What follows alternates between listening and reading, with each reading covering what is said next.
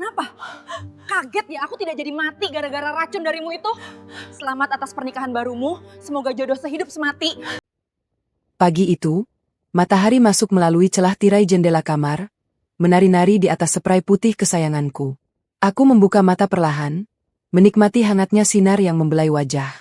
Di sampingku, Mas Raffi masih terlelap. Aku tersenyum melihatnya, laki-laki yang 3 tahun lalu mengucap janji suci di hadapan penghulu, keluarga, dan Tuhan. Mas Raffi, suamiku, pria yang kukenal sejak kuliah, yang dengan sabar mendekatiku selama 2 tahun, yang melamarku dengan cincin berlian sederhana tapi penuh makna. Ia selalu bilang, "Putri, aku ingin kita tua bersama.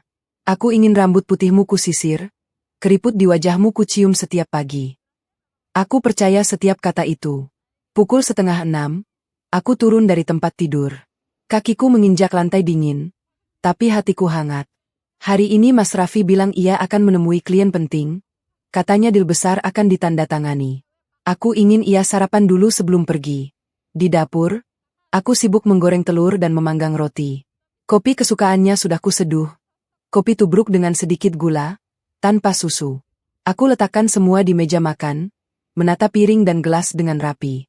Meja ini dulu adalah saksi bisu sarapan pagi kami setiap hari. Tapi belakangan, Mas Raffi jarang sarapan di rumah. Katanya sibuk. Katanya banyak meeting pagi. Aku tak pernah curiga.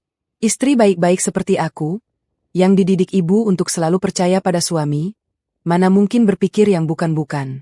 Aku sudah siapin sarapan, Mas, kataku lembut saat ia muncul di ambang pintu dapur, masih mengenakan kaos oblong dan rambut acak-acakan. Ia tersenyum. Tapi sekarang, kalau kupikir-pikir, senyum itu berbeda. Ada sesuatu di sudut matanya yang tak pernah kusadari sebelumnya.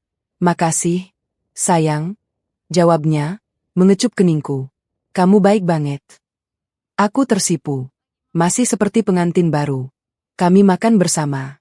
Ia bercerita tentang kliennya, tentang angka-angka dan target yang harus dicapai. Aku hanya mengangguk, menikmati keberadaannya. Setelah selesai, ia mandi, berdandan rapi dengan kemeja biru kesukaanku, lalu pamit pergi. "Pulang sore, sayang," katanya. "Dimasakin apa nanti?" tanyaku. "Terserah kamu. Yang penting dimasak sama kamu." Aku tersenyum lagi. Senyum yang sama yang kuhadiahkan padanya setiap hari selama 3 tahun terakhir. Aku tak tahu, di balik pintu yang ia tutup, ada senyum lain yang ia tujukan pada wanita lain. Hari itu aku membersihkan rumah, mencuci baju, memasak untuk makan siang sendiri. Rutinitas yang membosankan, tapi aku terbiasa. Sore harinya, aku membuka laptop dan bekerja. Aku desainer grafis lepas, jadi selama ini aku bisa bekerja dari rumah. Mas Raffi memang pernah minta aku berhenti, katanya ia sanggup menafkahi. Tapi aku tak mau kehilangan identitasku.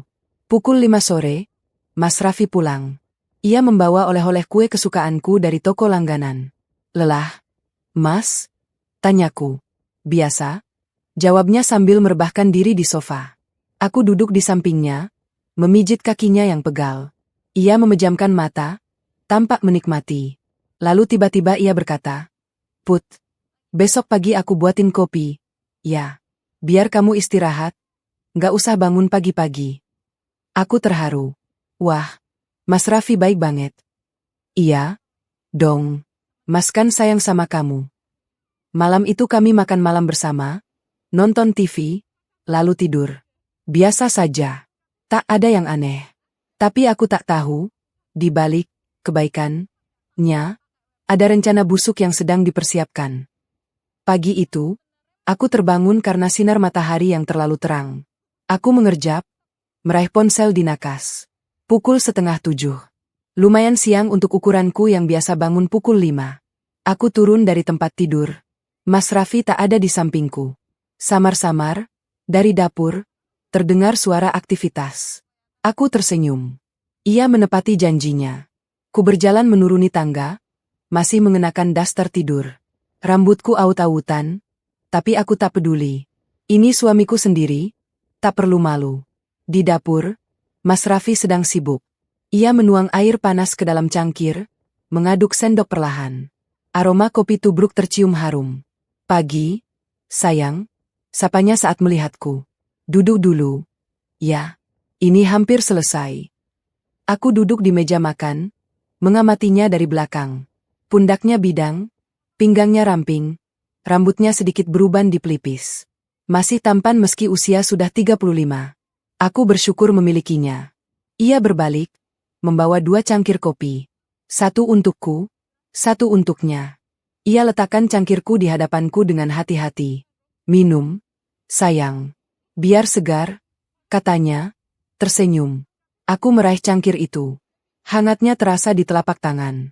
Aku mencium aromanya, kopi tubruk dengan sedikit gula, tanpa susu. Sama persis seperti yang biasa ku buat untuknya. Aku terharu. Ia benar-benar memperhatikan detail kecil. Makasih, Mas, ucapku, lalu mendekatkan cangkir ke bibir. Tapi aku tak pernah menyesapnya. Ponsel di atas meja bergetar. Ponsel Mas Raffi. Ia menoleh, melihat layar, lalu sedikit berubah raut wajahnya. Hanya sepersekian detik, tapi cukup untuk membuatku bertanya-tanya. Siapa yang mengirim pesan pagi-pagi buta? Ia meraih ponsel itu, berniat membacanya. Tapi mungkin karena gugup, ponsel itu terjatuh. Saat ia memumutnya, layar masih menyala. Dan tanpa sengaja, mataku menangkap sepenggal kalimat dari notifikasi yang masuk. Racunnya sudah dicampur. Nama pengirimnya, Puspa Cantik. Dunia serasa berhenti berputar. Aku masih memegang cangkir kopi itu. Tanganku mulai gemetar. Rasanya seperti disiram air es di tengah malam. Jantungku berdebar kencang. Tapi tubuhku terasa beku. Put, suara Mas Raffi memecah lamunanku. Ia sudah selesai mengambil ponsel, menyembunyikannya di saku celana. Kenapa? Kok belum diminum? Aku menatapnya. Wajah itu, yang selama 3 tahun kukira penuh cinta, tiba-tiba terlihat asing. Senyumnya, yang selalu kukira tulus, kini tampak seperti topeng. Ah, iya, jawabku terbata-bata. Berusaha tenang. Berusaha tidak menunjukkan apapun. Masih panas. Ia mengangguk, lalu duduk di hadapanku dengan kopinya sendiri. Ia mulai menyeruput. Sesekali menatapku dengan pandangan yang entah mengapa terasa seperti mengawasi. Aku menunduk, menatap kopi di tanganku. Cairan hitam pekat itu kini tampak seperti racun. Dan memang, mungkin itulah isinya. Racun. Suamiku sendiri ingin meracuniku. Pikiran itu menghantamku seperti gelombang tsunami. Aku hampir tak bisa bernapas. Tapi aku harus bertahan. Aku harus berpura-pura. Jika ia tahu aku curiga, mungkin rencananya akan berubah. Mungkin ia akan membunuhku dengan cara lain. Aku angkat cangkir itu, mendekatkannya ke bibir. Tapi bukan untuk minum. Aku pura-pura menyesap, tapi bibirku hanya menyentuh permukaan, tak setetes pun cairan masuk. Lalu aku berpura-pura tersedak kecil, meletakkan cangkir dengan sedikit membanting. Ada apa? Tanyanya. Kesedak, Mas, jawabku, berpura-pura batuk. Maaf, cangkirnya kepanasan. Ia mengangguk, tak curiga. Aku meraih segelas air di meja, meminumnya untuk menghilangkan kepura-puraan batukku. Di balik gelas itu, aku mengamatinya. Ia tampak tenang. Seperti orang yang baru saja menyelesaikan misi penting. Mas, kataku tiba-tiba. Kamu kenal Puspa? Wajahnya berubah. Hanya sekejap, tapi cukup untuk mengkonfirmasi semua kecurigaanku. Ia tersenyum kaku. Puspa? Rekan bisnisku. Kenapa tanya? Enggak, cuma penasaran aja. Sering dengar namanya. Oh, dia baik. Kerja keras. Lagi bantu aku urus proyek besar. Ia menjawab terlalu cepat. Terlalu defensif. Aku mengangguk, berpura-pura menerima jawabannya. Lalu aku kembali menatap kopi itu. Racun di dalamnya mungkin sudah dingin sekarang. Tapi racun di hatiku baru saja menyala. Mas, kataku lagi. Kepalaku pusing. Mungkin mau masuk angin. Ia menatapku dengan pandangan yang sulit diartikan. Minum kopinya dulu, biar hangat. Enggak. Mas, aku mau tidur lagi aja. Aku berdiri, meninggalkan kopi itu hampir tak tersentuh. Tapi kopinya... Nanti diminum, Mas. Aku mandi dulu, biar segar. Aku tersenyum, senyum terpalsu yang pernah kuhadiahkan padanya. Ia mengangguk, Meski wajahnya tampak kecewa. Mungkin kecewa karena racunnya tak segera bekerja. Tapi aku tak peduli. Aku naik ke kamar mandi, mengunci pintu. Di sana, di balik pintu yang terkunci, aku bersandar di dinding dan menangis. Bukan sedih, tapi marah. Marah luar biasa. Betapa bodohnya aku selama ini. Betapa naifnya. 3 tahun menikah. 3 tahun aku mencintainya dengan sepenuh hati. 3 tahun aku memuja pria yang ternyata diam-diam merencanakan kematianku. Apa salahku? Apa aku tak cukup baik? Apa aku tak cukup cantik? Tak cukup kaya? Tak cukup segalanya? Pertanyaan-pertanyaan itu berputar di kepalaku, tapi tak ada jawaban. Yang ada hanya tekad. Aku harus bertahan. Aku harus membongkar semuanya. Dan aku harus memberi mereka pelajaran yang tak akan pernah mereka lupakan. Dari kamar mandi, aku mendengar langkah kaki mendekat. Mas Raffi mungkin memeriksa apakah aku benar-benar di kamar mandi. Aku membuka keran air, membiarkannya mengalir deras. Aku juga membuka ponselku, mengirim pesan singkat pada adik sepupuku, Sari, yang bekerja sebagai perawat di rumah sakit kota. Sari, tolong aku. Ada rencana jahat padaku. Aku butuh bantuanmu. Aku akan pura-pura koma. Kumohon, jangan bilang siapapun. Tak butuh waktu lama, Sari membalas. Kak Put, serius? Apa yang terjadi? Nanti ku jelaskan. Tapi tolong, siapkan diri. Dalam beberapa hari, kau mungkin akan dipanggil untuk merawat aku yang koma. Siap, Kak. Aku jaga rahasia. Aku mematikan keran, mengeringkan wajah. Di cermin, kulihat mataku sembab, wajahku pucat. Tapi di dalamnya, ada api yang menyala. Api balas dendam. Aku keluar kamar mandi, berpura-pura biasa. Mas Raffi sedang duduk di ruang tamu, menonton TV. Ia menatapku sekilas, lalu kembali ke tayangan. Aku mau ke pasar bentar. Mas, kataku. Masak apa buat makan siang? Terserah kamu. Jawabannya dingin. Tak ada lagi senyum manis seperti tadi pagi. Aku mengambil tas belanja, pamit pergi. Di luar rumah, aku menghela napas panjang. Udara pagi terasa segar, kontras dengan kekacauan di dadaku. Aku berjalan ke pasar, tapi tak benar-benar belanja. Aku duduk di warung kopi sederhana, memesan segelas teh manis, dan menatap orang-orang berlalu lalang. Mereka semua tampak biasa. Tak ada yang tahu bahwa di salah satu rumah di kompleks perumahan ini, seorang istri hampir dibunuh suaminya sendiri. Ponselku bergetar. Sari lagi. Kak, gimana kabarmu? Aku baik. Sari, aku kuat. Kamu mau lapor polisi? Belum. Buktinya belum cukup. Aku harus tahu rencana mereka lebih dalam. Tapi kakak bisa mati. Aku tersenyum getir membalas pesannya. Aku sudah setengah mati, Sari. Sekarang, aku akan lahir kembali. Kuhabiskan tehku, lalu kembali ke rumah. Saat membuka pintu, Mas Raffi sedang menelepon seseorang. Ia menutup teleponnya begitu melihatku, tapi cukup cepat bagiku untuk mendengar sepenggal kalimat. Nanti malam aku ke sana, Puspa. Aku berpura-pura tak mendengar, masuk ke dapur, dan mulai memasak. Tanganku memotong bawang, menumis bumbu, melakukan semua rutinitas yang biasa. Tapi pikiranku melayang jauh, merancang skenario demi skenario.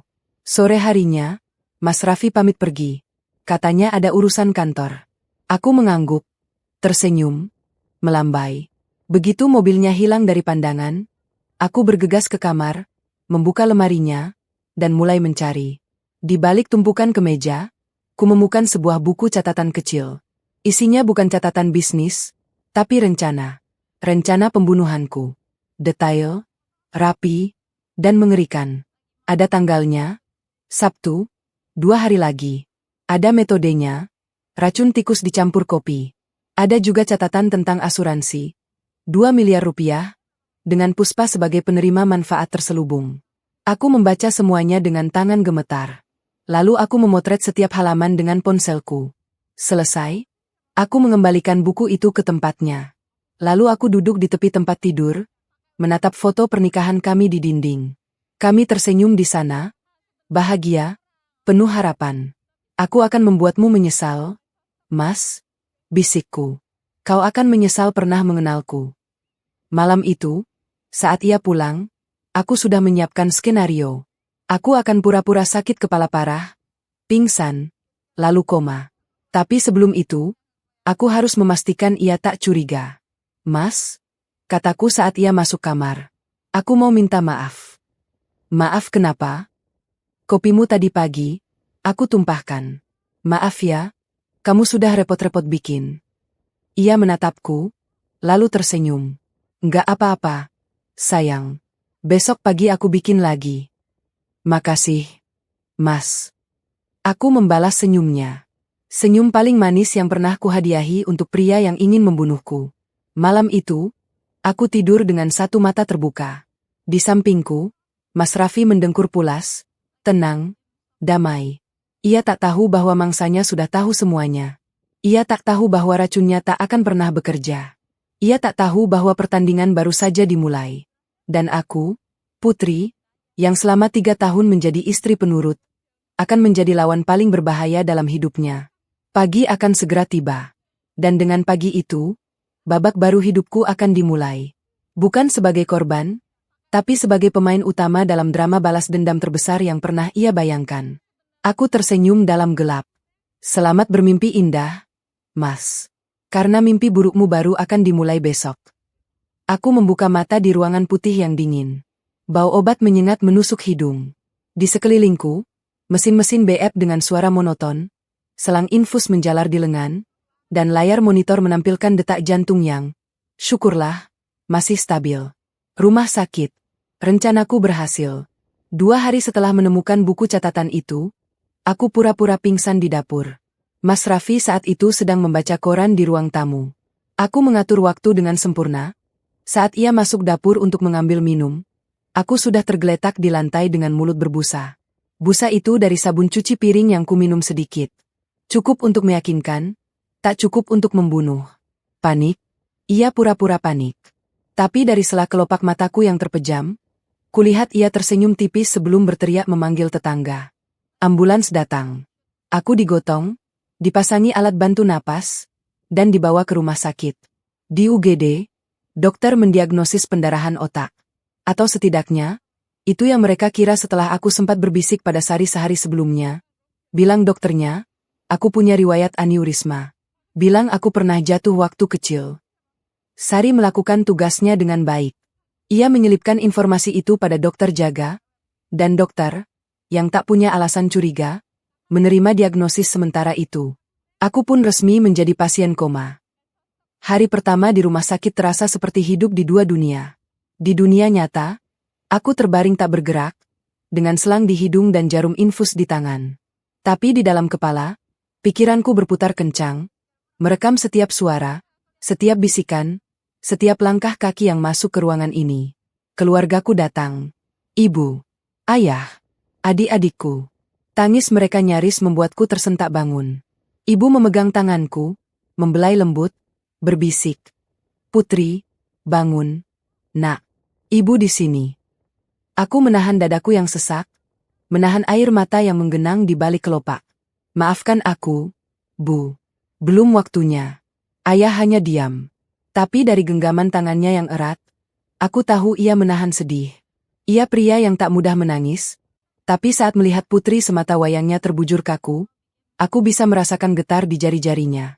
Mas Raffi datang, memeluk mereka, menghibur dengan kata-kata manis.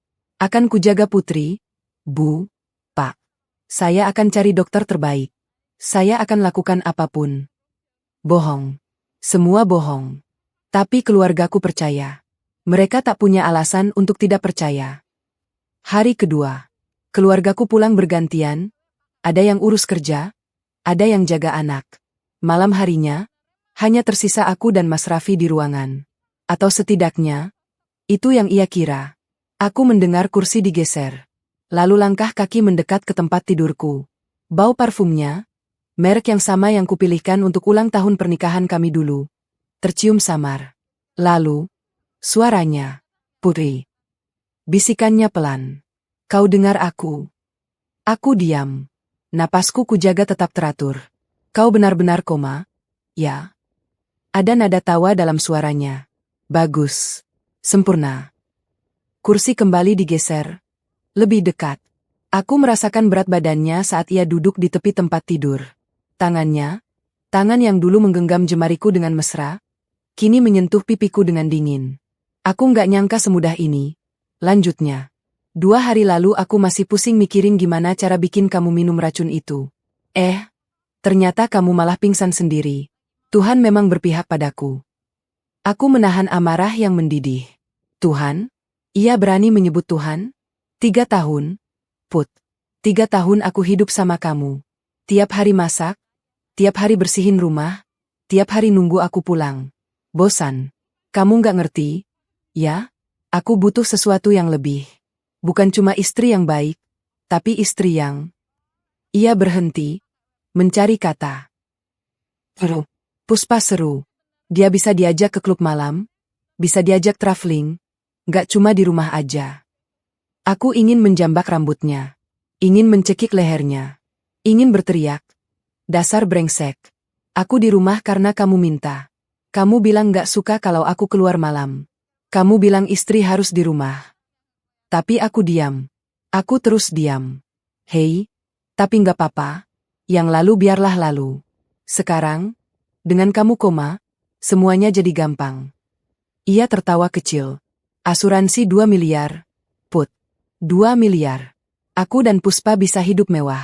Beli rumah baru, mobil baru, liburan ke luar negeri tiap bulan.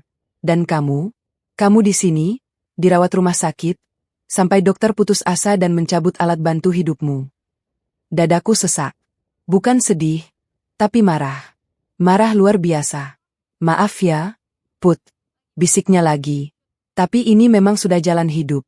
Mungkin di kehidupan selanjutnya, kamu bisa jadi istri yang lebih baik. Yang lebih. Ia berhenti, lalu tertawa. Sudahlah.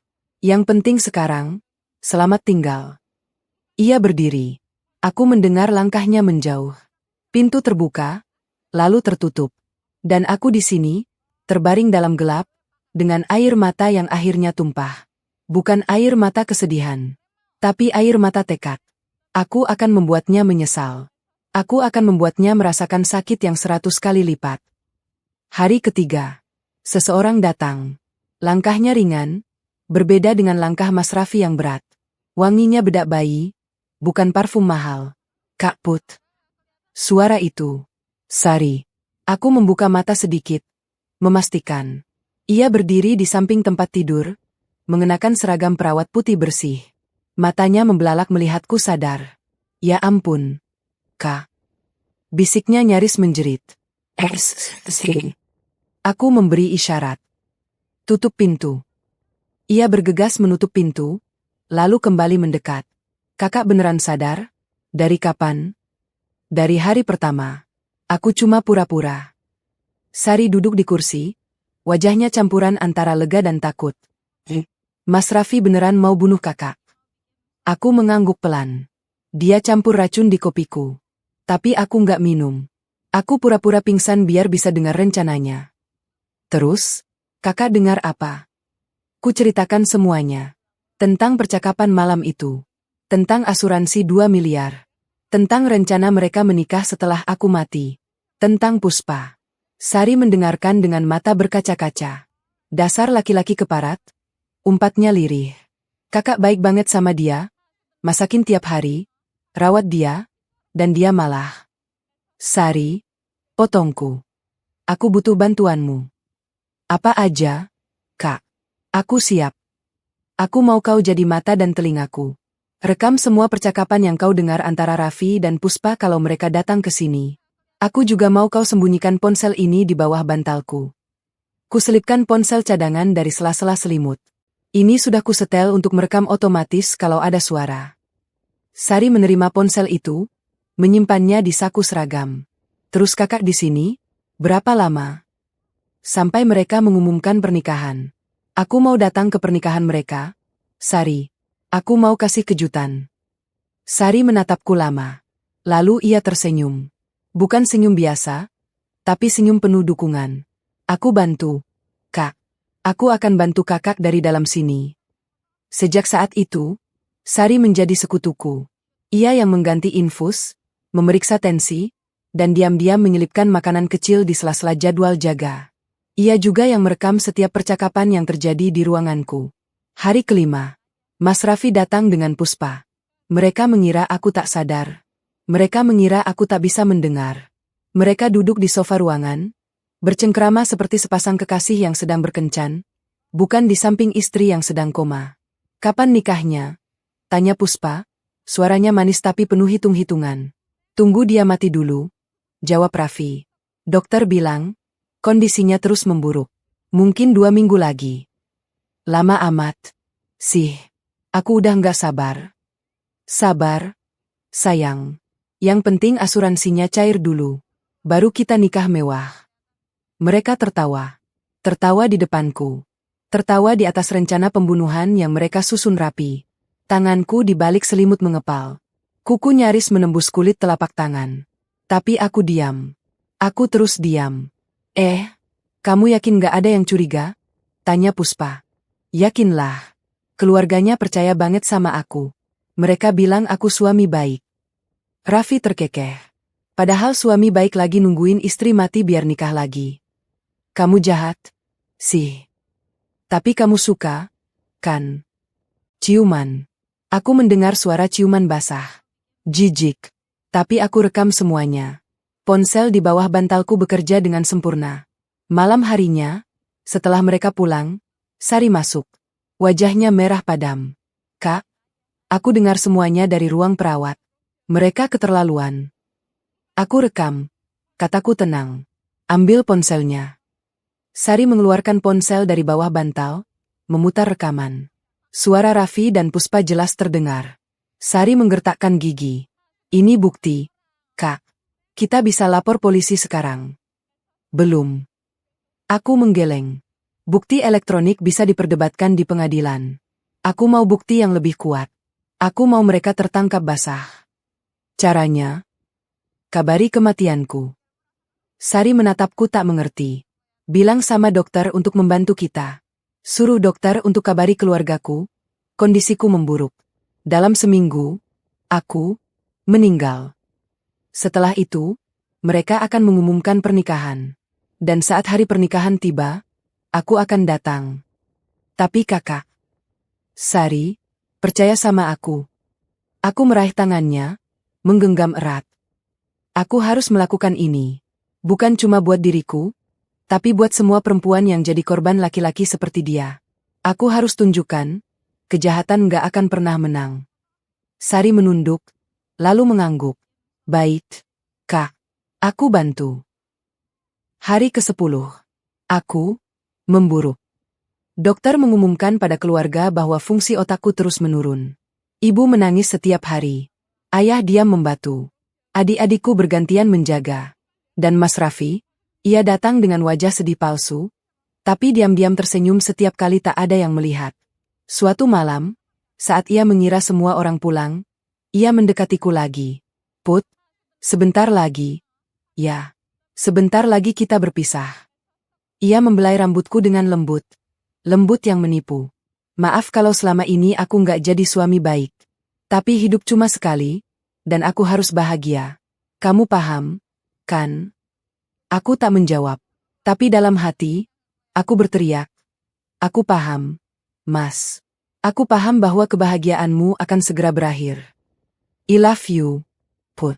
I love you, tapi aku lebih cinta Puspa. Dan aku lebih cinta uang 2 miliar itu. Ia tertawa pelan, lalu mengecup keningku. Ciuman perpisahan, pikirnya. Besok, aku akan mati. Besok, ia akan bebas. Tapi ia tak tahu, kematianku hanya awal. Awal dari kehancurannya. Hari ke-11. Pagi-pagi, Sari datang dengan wajah tegang. Kak, hari ini dokter akan umumkan kondisi kakak kritis. Keluarga sudah dipanggil. Mas Raffi juga. Bagus. Aku tersenyum tipis. Semakin cepat, semakin baik. Siang harinya, ruanganku penuh. Ibu, ayah, adik-adikku, Mas Raffi, dan beberapa keluarga lain berdiri di sekeliling tempat tidur. Dokter menjelaskan dengan suara pelan bahwa harapanku tipis. Ibu menangis tersedu-sedu. Ayah memeluknya.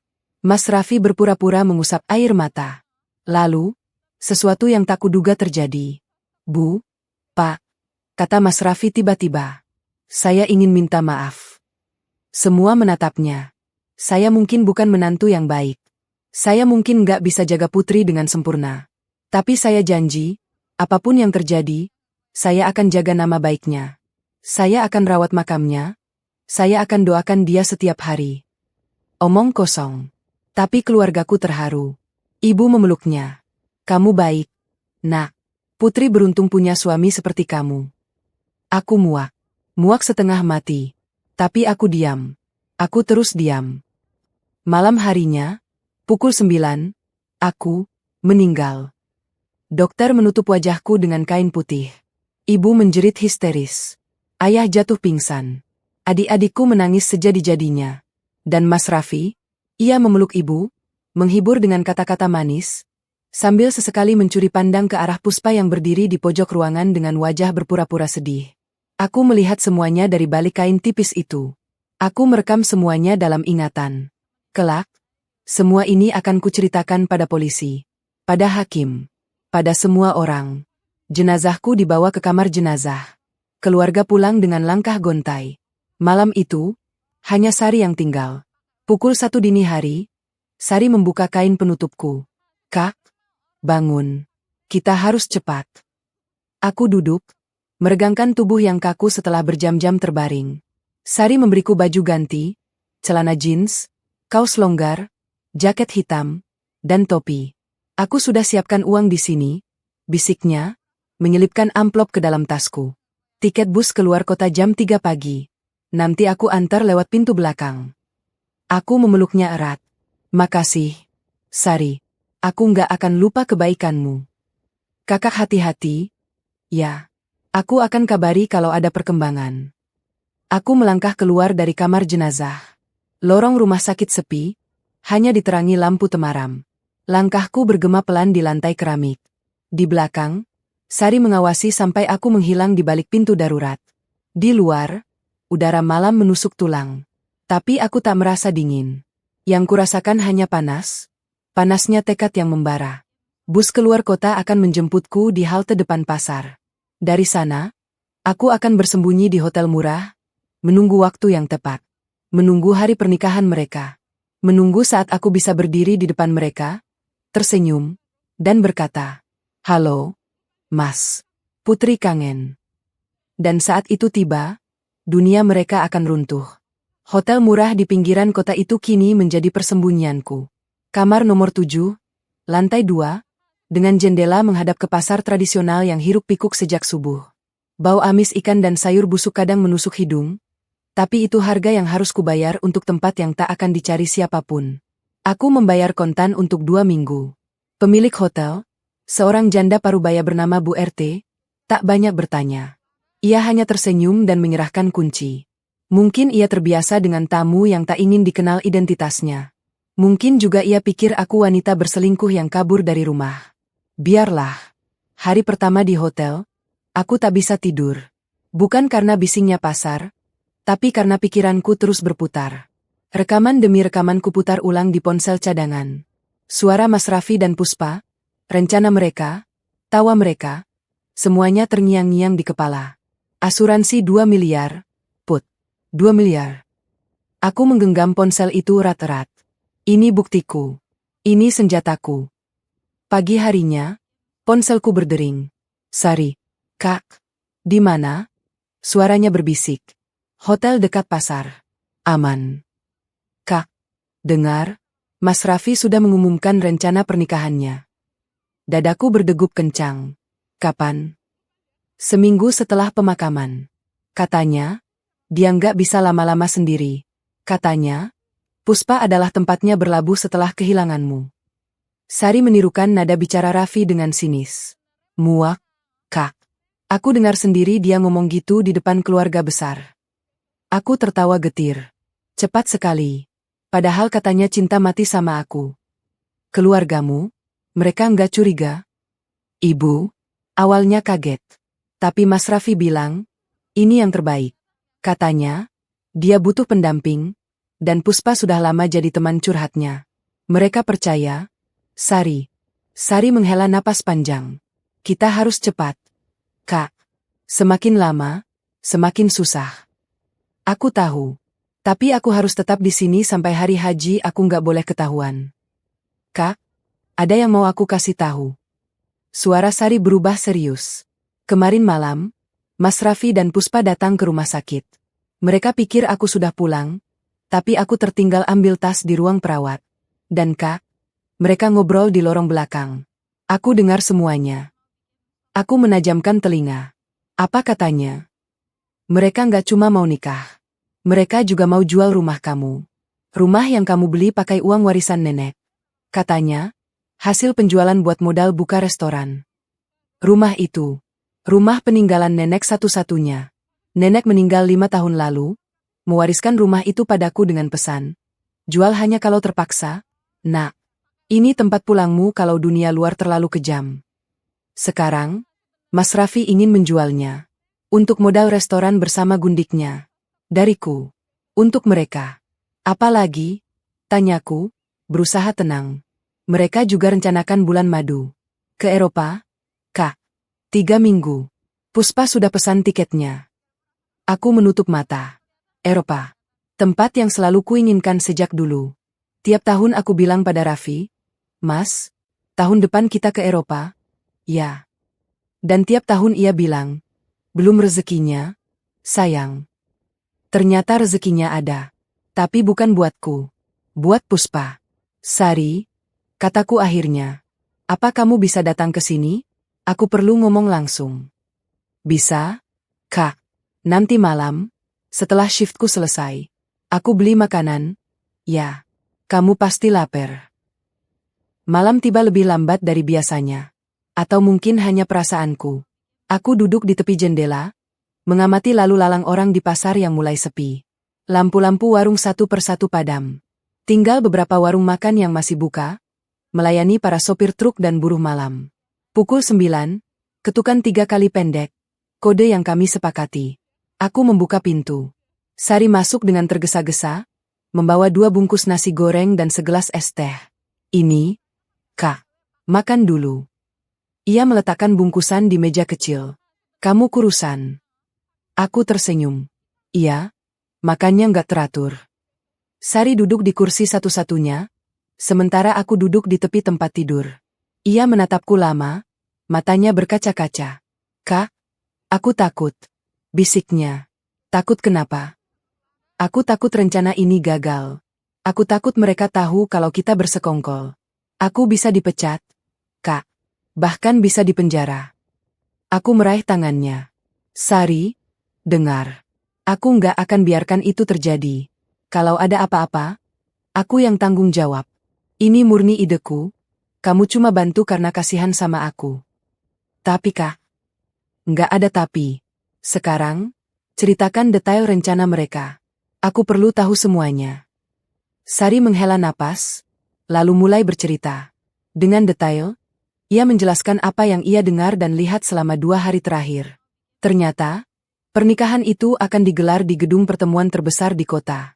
2.000 undangan dicetak, termasuk keluarga besarku, keluarga Raffi, rekan bisnis, dan teman-teman. Catering dari restoran terkenal, dekorasi full bunga segar impor, dan entertainment dari penyanyi papan atas. Uang asuransi belum cair, mereka sudah belanja begitu banyak. Tanyaku tak percaya. Itu masalahnya, Kak. Sari mencondongkan badan. Ternyata, mereka ambil pinjaman. Raffi pinjam uang dari rentenir dengan jaminan rumah kamu. Kalau asuransi cair, mereka lunasi. Kalau ia menggantung kalimat. Kalau tidak, rumah kamu disita. Dan mereka bisa kena masalah besar. Sesuatu berkelebat di kepalaku. Pinjaman. Rentenir. Jaminan rumahku. Aku tahu cara menghancurkan mereka, bisikku tiba-tiba. Sari menatapku heran. Caranya? Aku akan temui rentenir itu. Aku akan bilang, aku masih hidup. Jadi rumahku tak bisa dijaminkan. Dan asuransi? Orang hidup nggak bisa klaim asuransi jiwa. Sari membelalak. Kak, itu bahaya. Kalau rentenir itu lapor ke Raffi. Enggak. Rentenir itu enggak kenal aku. Dia cuma kenal nama dan alamat. Aku akan bilang, aku istri Raffi yang kabur karena dia niaya. Aku minta tolong dia enggak kasih pinjaman. Tapi, aku tersenyum licik. Aku juga akan minta tolong dia buat awasi Raffi.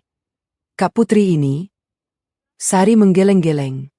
Kalau dulu aku bilang kakak terlalu baik, sekarang aku bilang kakak terlalu pintar. Orang baik harus belajar jadi pintar, Sari. Karena dunia ini nggak adil buat orang baik. Keesokan harinya, aku mulai bergerak. Pertama, aku mencari tahu rentenir itu. Namanya Haji Umar, terkenal di daerah sini sebagai pemberi pinjaman dengan bunga tinggi tapi proses cepat. Markasnya di ruko 3 lantai dekat stasiun. Aku berdandan berbeda. Rambut diikat ke belakang, kacamata hitam, baju lusuh seperti ibu-ibu pasar. Aku bahkan membawa tas belanjaan bekas biar lebih meyakinkan. Assalamualaikum. Sapaku pada resepsionis di lantai dasar. Waalaikumsalam. Ada perlu apa, Bu? Saya mau ketemu Haji Umar. Urusan pribadi. Ada janji. Bilang saja, saya istri Raffi Hermawan, yang mau pinjam uang dengan jaminan rumah. Mata resepsionis itu melebar. Ia menyuruhku tunggu, lalu masuk ke ruangan dalam. Beberapa menit kemudian, ia keluar dan mempersilakanku masuk. Haji Umar duduk di kursi besar, dengan meja kayu mahal di depannya. Ia pria parubaya dengan perut buncit dan kumis tebal. Di belakangnya, 2 pria bertubuh kekar berdiri dengan tangan bersedekap. Kamu istri Raffi? Sambutnya tanpa basa-basi. Saya Putri, istrinya. Ia menatapku heran. Raffi bilang istrinya baru meninggal. Kok kamu? Saya sudah sadar, Pak. Dan saya lari dari rumah sakit. Haji Umar mengernyit. Ceritanya. Aku menarik napas. Suami saya mau bunuh saya, Pak. Demi asuransi dan gundiknya. Saya pura-pura koma untuk selamat. Sekarang saya kabur. Kulihat raut wajahnya berubah. Dari curiga menjadi tertarik. Ada bukti. Aku mengeluarkan ponsel, memutar rekaman suara Raffi dan Puspa. Haji Umar mendengarkan dengan saksama. Wajahnya semakin gelap. Brengsek. Umpatnya pelan. Dia berani main-main sama saya. Pak, saya datang bukan untuk minta apa-apa. Saya cuma mau kasih tahu, rumah itu milik saya. Saya masih hidup, jadi nggak bisa dijaminkan. Haji Umar menatapku tajam. Kamu tahu, kalau laporan ini salah, kamu bisa celaka. Saya tahu, Pak. Tapi saya juga tahu, Bapak pasti nggak suka dibohongi. Ia tersenyum. Senyum yang sulit diartikan. Kamu berani? Ya. Istri-istri yang kabur dari suami biasanya takut-takut. Kamu malah datang ke sini. Saya nggak punya pilihan, Pak. Saya harus selamatkan diri saya dan rumah warisan nenek saya. Haji Umar berpikir sejenak. Lalu ia berkata, baik. Aku percaya kamu. Tapi aku ada syarat. Apa itu? Aku mau bantu kamu. Tapi kamu juga harus bantu aku. Aku menunggu. Aku mau Raffi dan gundiknya itu kapok. Kapok total. Jadi, aku akan terus kasih mereka pinjaman. Biar mereka makin terjerat. Dan saat mereka paling tinggi utangnya, kamu muncul. Kamu kasih kejutan. Saat itu, aku tarik semua utang mereka plus bunga. Aku tercengang. Ini melebihi dugaanku. Bapak mau bantu saya? Mereka sudah bohongi aku. Aku nggak suka dibohongi. Matanya berkilat. Dan aku suka wanita berani. Kamu punya nyali, Neng. Aku suka itu. Sejak saat itu, Haji Umar menjadi sekutu tak terdugaku. Ia bahkan memberiku ponsel baru dengan nomor khusus untuk berkomunikasi. Kalau ada apa-apa, kabari aku. Anak buahku siap bantu. Aku keluar dari ruko itu dengan perasaan campur aduk. Aneh rasanya, bersekutu dengan rentenir. Tapi di saat seperti ini, musuh dari musuhku adalah temanku. Sari datang lagi malam harinya. Kuceritakan pertemuanku dengan Haji Umar. Ia melongo. Kak, kakak ini gila? Ya. Aku tertawa. Tapi gila yang terencana. Jadi sekarang kita punya 2 sekutu, aku dan Haji Umar. Dan masih ada satu lagi. Aku mengeluarkan ponsel, menunjukkan sebuah nama di kontak. Wartawan investigasi. Teman kuliahku dulu. Ia kerja di TV swasta. Aku sudah hubungi dia tadi siang. Sari menggeleng-geleng tak percaya. Kak, ini sudah seperti film. Perencanaan matang. Karena ini hidupku, Sari. Hidupku dipertaruhkan. Aku nggak boleh main-main. Kami berbincang hingga larut. Sari memberiku kabar terbaru dari rumah sakit dan keluarga. Ibu masih sering menangis. Ayah diam 1000 bahasa. Adik-adikku bergiliran jaga makam palsuku. Makamnya bagus, Kak. Kata Sari. Batu nisan marmer hitam, tulisan emas. Mas Raffi yang pesan. Aku tertawa miris. Dia memang suka pamer. Padahal uangnya dari mana? Dari pinjaman rentenir.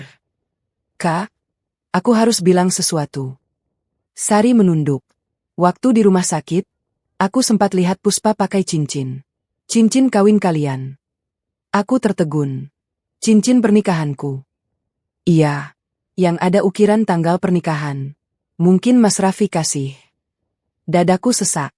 Cincin itu kubeli dengan tabungan 3 bulan. Toko emas di Malioboro, pilih desain sendiri. Dan sekarang, dipakai oleh wanita yang merebut suamiku. Tapi tak lama, sesak itu berubah jadi api. Api yang siap membakar. Biarkan, kataku tenang. Biarkan dia pakai.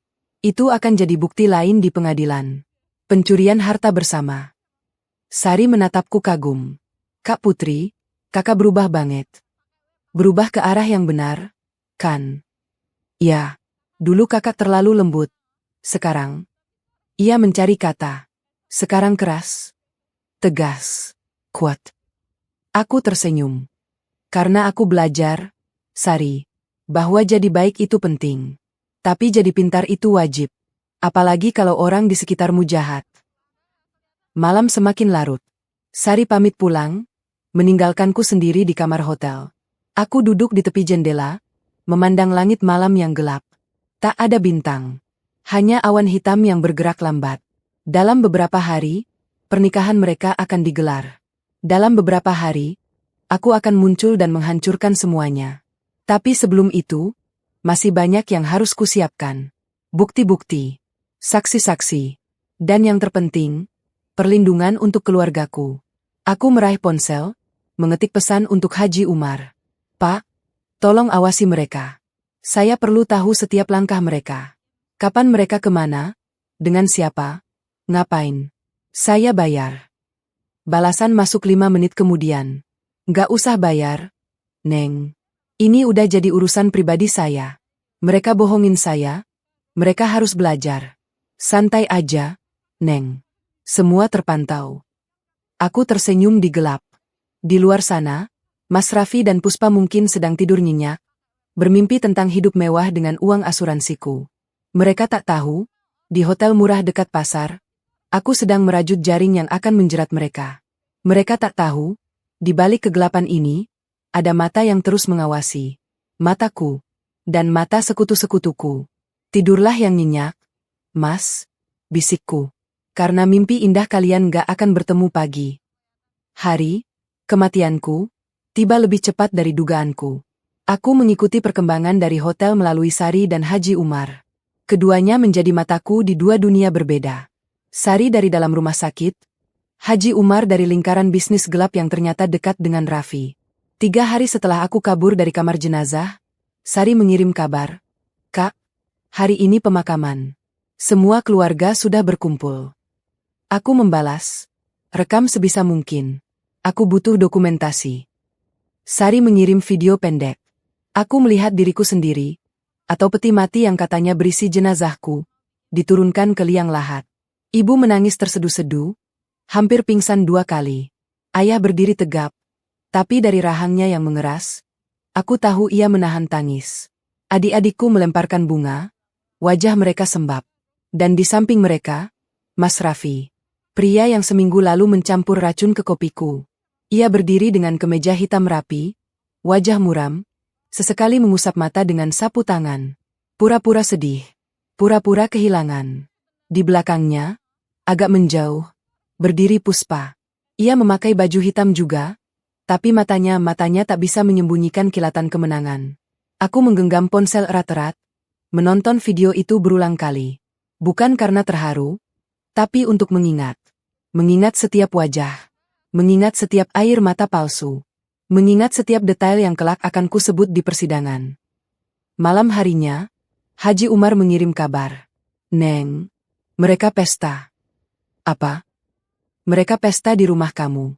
Raffi, Puspa, dan teman-teman mereka. Kumpul-kumpul, minum-minum. Kayaknya syukuran. Syukuran. Atas kematianku.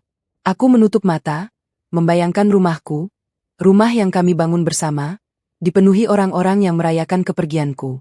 Meja makanku, yang dulu jadi tempat sarapan pagi bersama Raffi, kini mungkin dipenuhi botol bir dan makanan pesanan.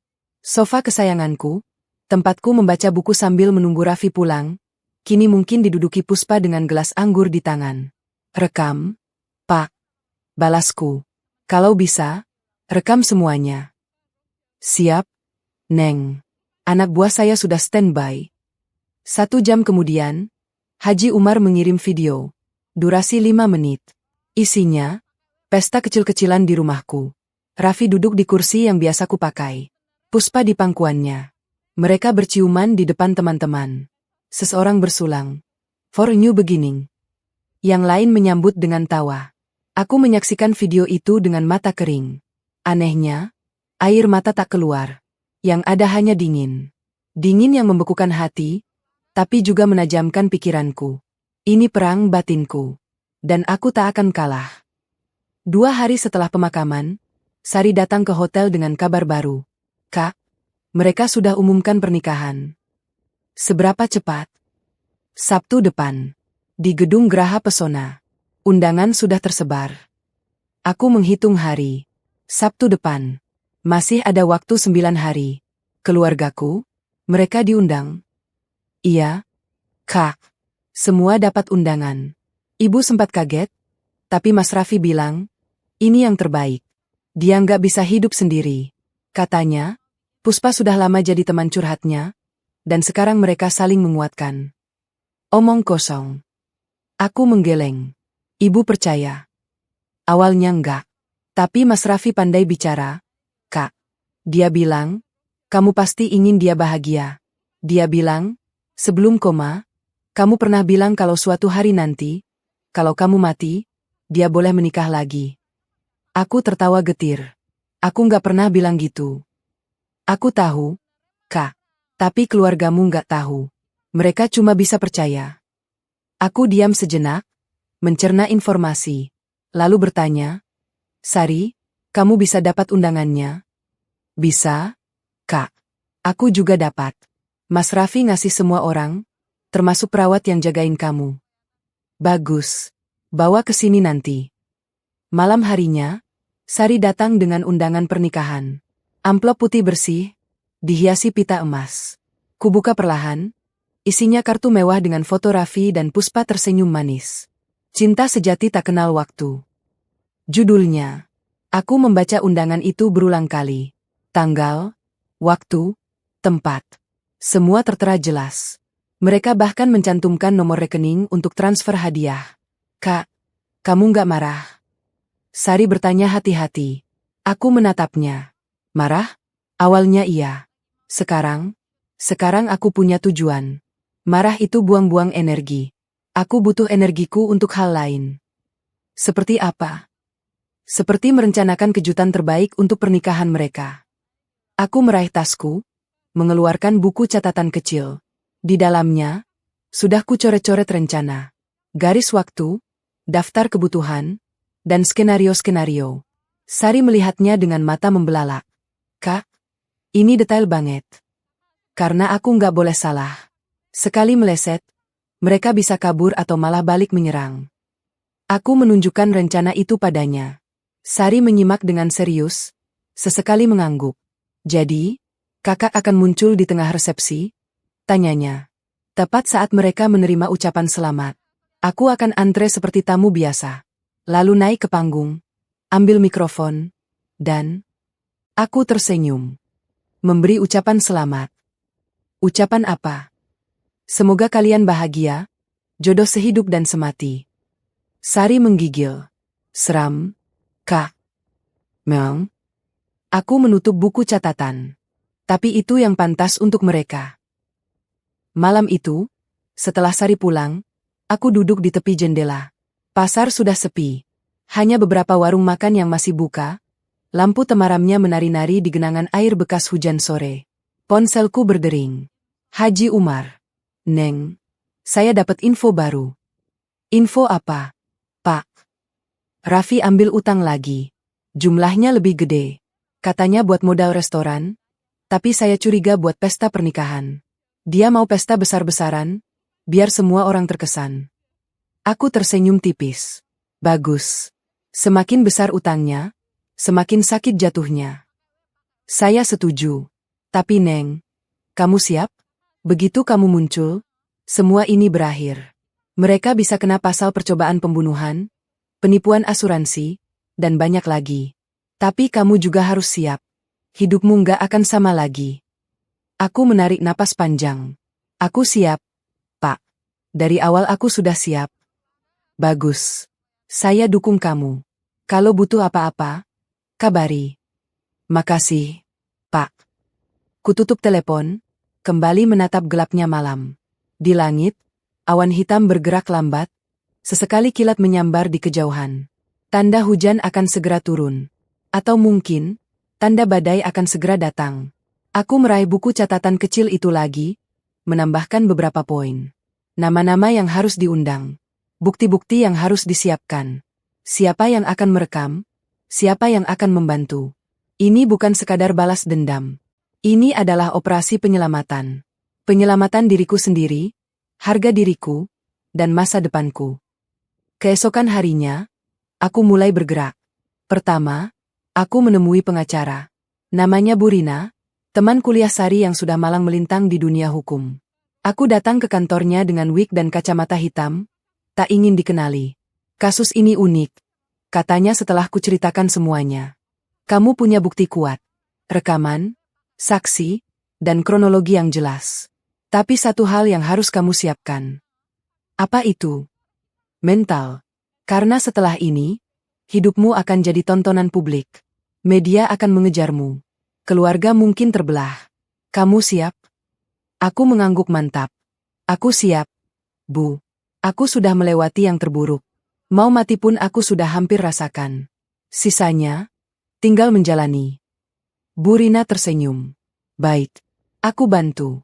Tapi ingat, jangan bertindak sendiri. Koordinasi dulu dengan aku. Biar semuanya sesuai hukum. Terima kasih, Bu. Dari kantor pengacara, aku pergi ke toko pakaian. Gaun merah. Bukan merah biasa, tapi merah menyala. Merah seperti amarah. Merah seperti darah. Merah seperti peringatan. Aku juga membeli sepatu hak tinggi, tas kecil, dan perhiasan imitasi yang cukup meyakinkan. Aku harus tampil sempurna di hari itu. Bukan sebagai korban, tapi sebagai pemenang. Malamnya, aku mencoba semua pakaian di depan cermin hotel. Cermin itu retak di sudutnya, tapi cukup untuk melihat bayanganku. Wanita di cermin itu kurus. Tulang selangkanya menonjol, pipinya cekung. 3 minggu di rumah sakit dan seminggu bersembunyi membuat tubuhku menyusut drastis. Tapi matanya menyala. Kamu cantik, bisikku pada bayangan sendiri. Kamu kuat, kamu bisa. Hari kelima setelah kematianku. Sari datang dengan kabar tak terduga. Kak, Ibu mau ke makam. Katanya, mau ziarah. Mas Raffi bilang, dia akan antar. Dadaku berdegup. Ibu sendirian. Sendirian. Ayah kerja, adik-adik kuliah. Aku terdiam. Ada yang mengganjal di hatiku. Sari, tolong awasi.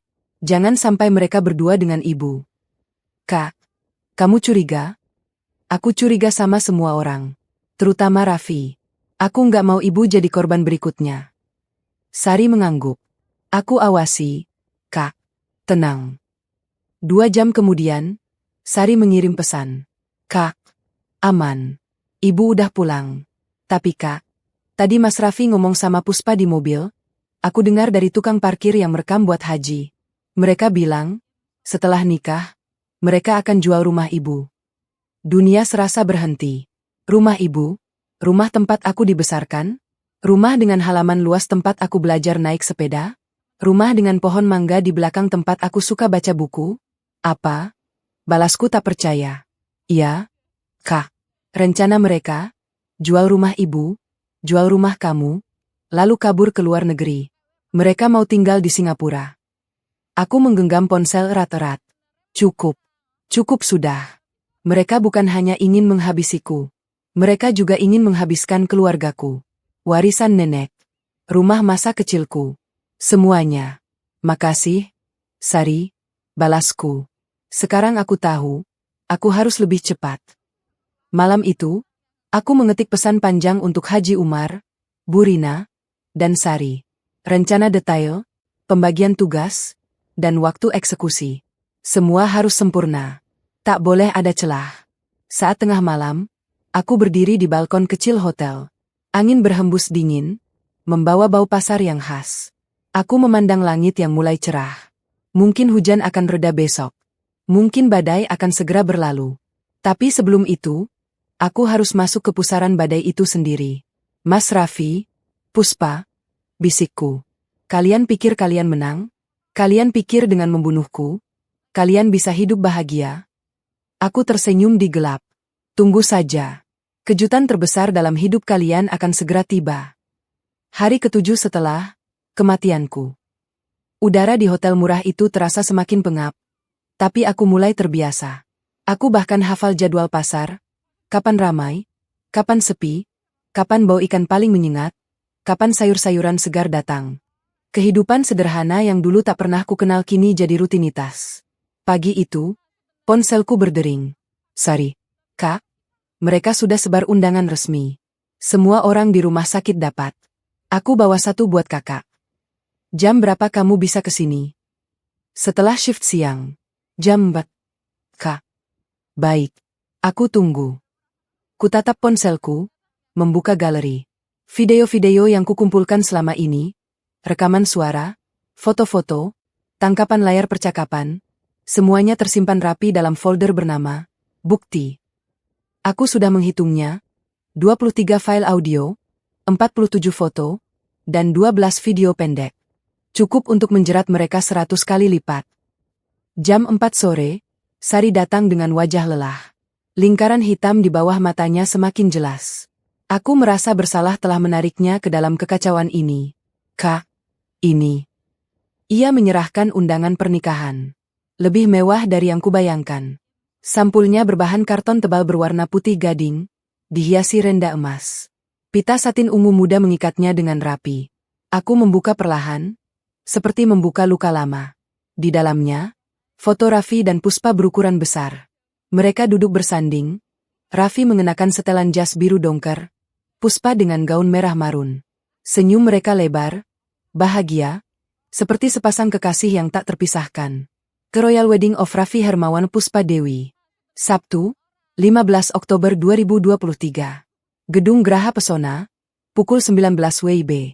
Merupakan suatu kehormatan bagi kami apabila Bapak, Ibu, Saudara, berkenan hadir dan memberikan doa restu pada acara pernikahan putra-putri kami. Nama orang tua mereka tercetak di bawah. Orang tua Raffi, yang selama ini diam-diam mendukung hubungan gelap anaknya.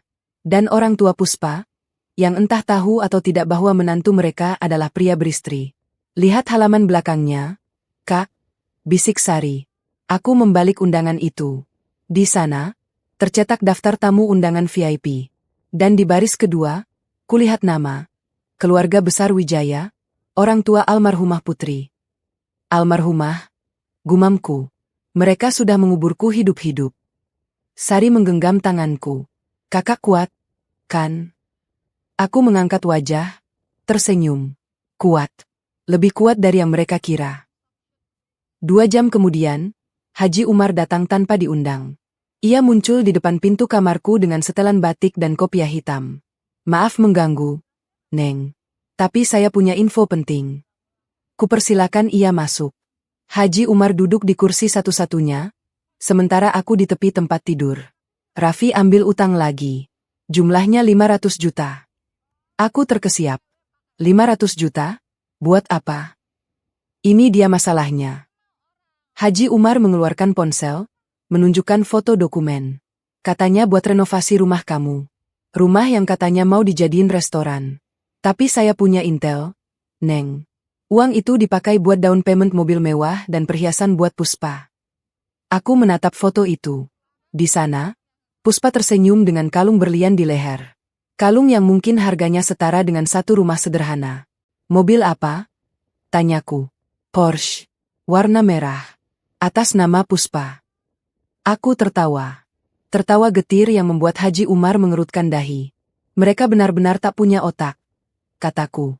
Utang segitu banyak, foya-foya, padahal asuransiku belum cair. Itu masalahnya, Neng. Mereka pikir asuransi pasti cair. Mereka pikir semua beres minggu depan. Tapi asuransi nggak akan cair, Pak. Karena aku masih hidup. Haji Umar tersenyum lebar. Itu yang Bapak suka. Kamu tenang, Neng. Biarin mereka mabuk dulu. Biarin mereka terbang tinggi. Karena jatuhnya nanti, sakitnya akan terasa lebih lama. Malam harinya, setelah Haji Umar pulang, aku membuka ponsel dan mencari akun media sosial Puspa. Aku tahu itu bodoh, tapi aku harus melihat. Akunnya publik. Foto-fotonya bertebaran. 2 minggu terakhir, ia memposting banyak hal. Foto sedang fitting gaun pengantin, foto mencoba kue pengantin, foto di butik mahal, foto dengan kalung baru. Dan di setiap foto, Raffi ada di sampingnya. Tersenyum. Bahagia. Aku menggulir ke bawah, ke foto-foto lama. Setahun lalu, saat aku masih mengira pernikahanku baik-baik saja. Di salah satu foto, Puspa dan Raffi berfoto di sebuah kafe.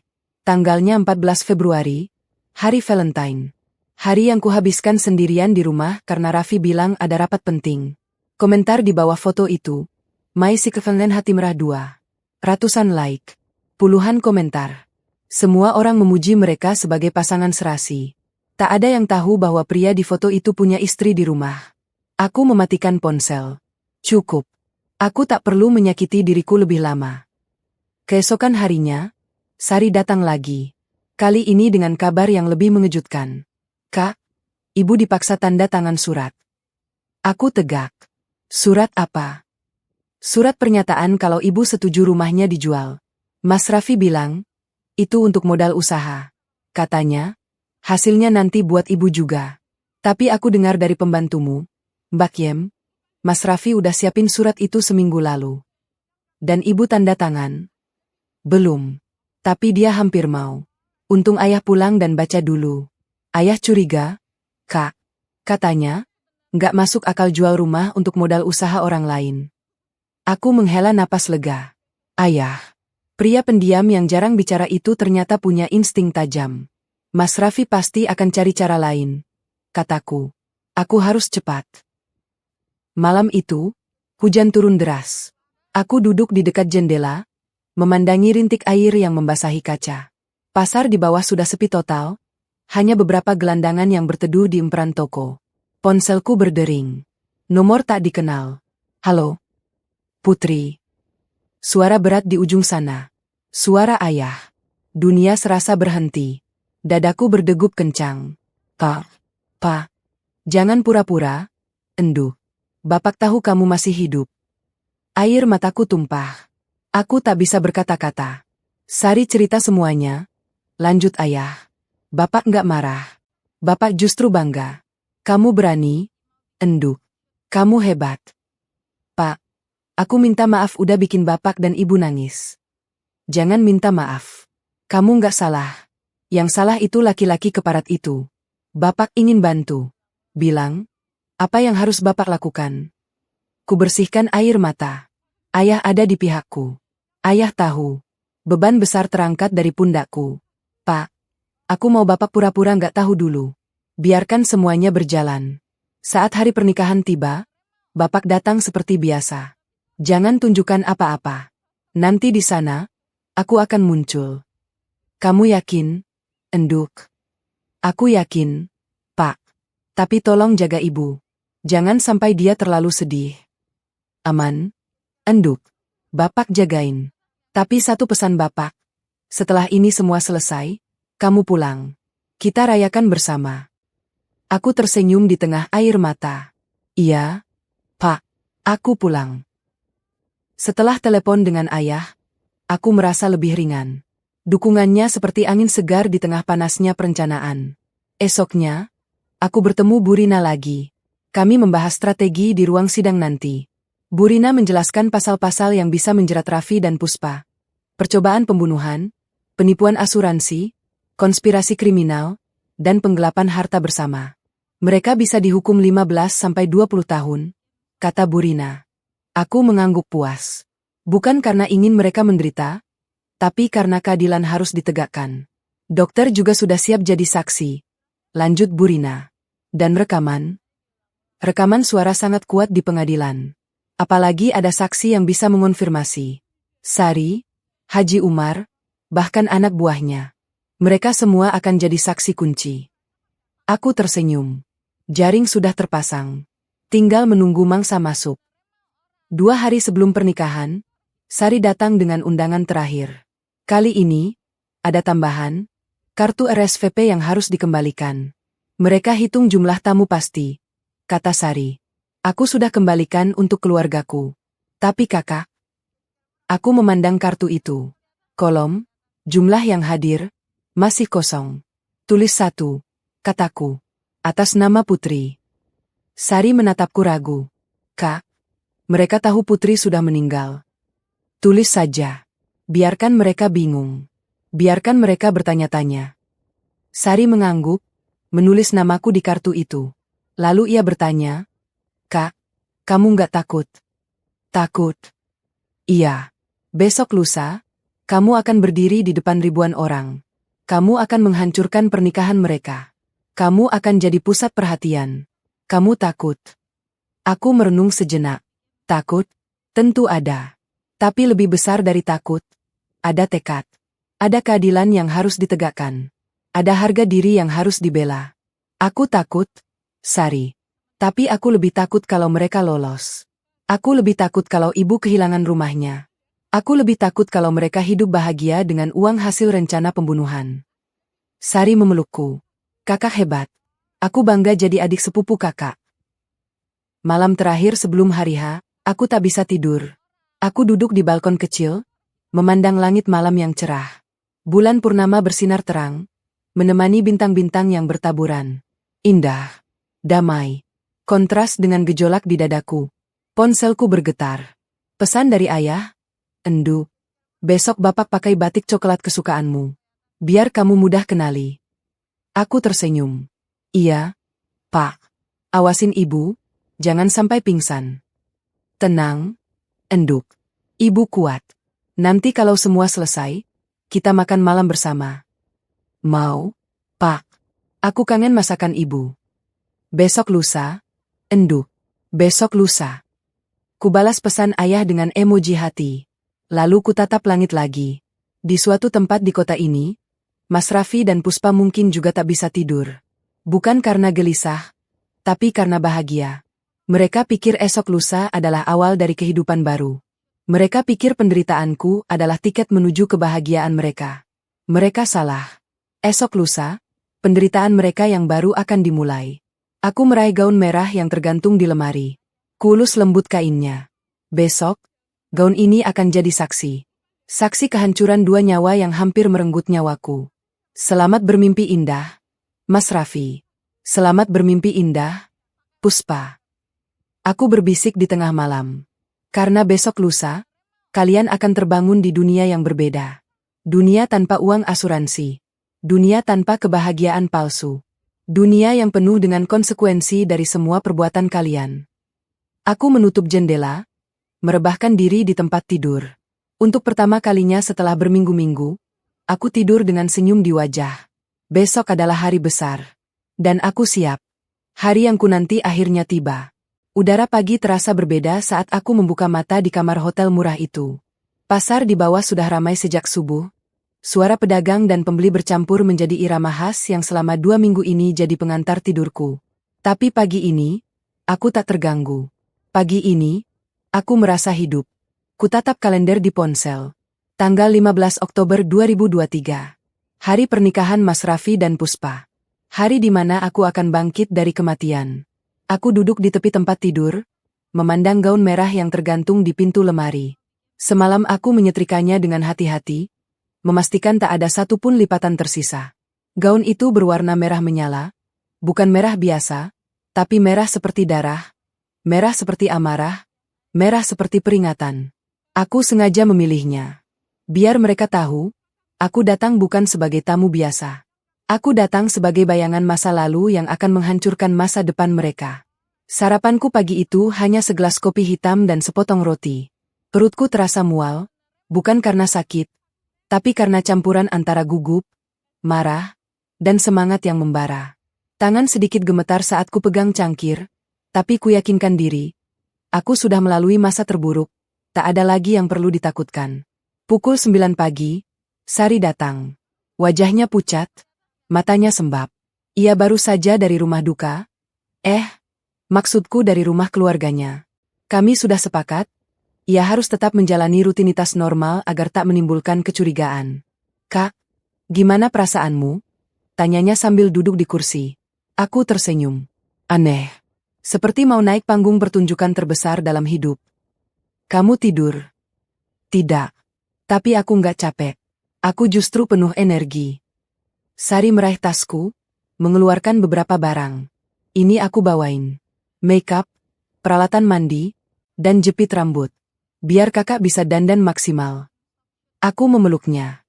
Makasih. Sari, kamu udah banyak bantu aku. Jangan bilang gitu, Kak. Aku senang bisa bantu. Lagian, aku juga muak lihat kelakuan Mas Raffi di rumah sakit. Pura-pura sedih, padahal senang setengah mati. Kami tertawa bersama. Tawa yang melegakan di tengah ketegangan. Sari pamit pulang setelah memastikan aku baik-baik saja. Ia harus bersiap-siap karena sebagai perawat yang merawatku selama, ia juga diundang ke pernikahan itu. Ia akan datang lebih awal dan memastikan semuanya sesuai rencana. Setelah Sari pergi, aku mulai bersiap. Mandi air hangat, membersihkan diri dengan sabun wangi yang kubeli kemarin. Saat air membasahi tubuh, aku membayangkan semua kotoran masa lalu ikut luruh. Aku lahir kembali. Bukan sebagai putri yang lemah, tapi sebagai putri yang kuat. Jam 12 siang, aku mulai berdandan. Aku bukan ahli makeup, tapi 2 minggu di hotel memberiku waktu untuk belajar dari tutorial YouTube. Aplikasikan foundation tipis, bedak tabur, blush on, dan lipstik merah yang sama dengan gaunku. Aku ingin terlihat mencolok, bukan untuk cantik, tapi untuk dikenali. Saat ku tatap bayangan di cermin retak itu, aku hampir tak mengenali diriku. Wajah ini memang sama, tapi matanya berbeda. Ada kilat di sana yang tak pernah ada sebelumnya. Kilat yang lahir dari rasa sakit yang berubah jadi kekuatan. Rambutku sanggul tinggi, meninggalkan beberapa helai yang sengaja dibiarkan terurai. Anting mutiara, pemberian ibu saat wisuda dulu, kupasang di telinga. Kalung emas sederhana pemberian nenek melingkar di leher. Aku membawa mereka dalam pertempuran ini, sebagai pengingat bahwa aku berjuang bukan hanya untuk diriku, tapi juga untuk keluargaku. Pukul 3 sore, gaun merah itu akhirnya kukenakan.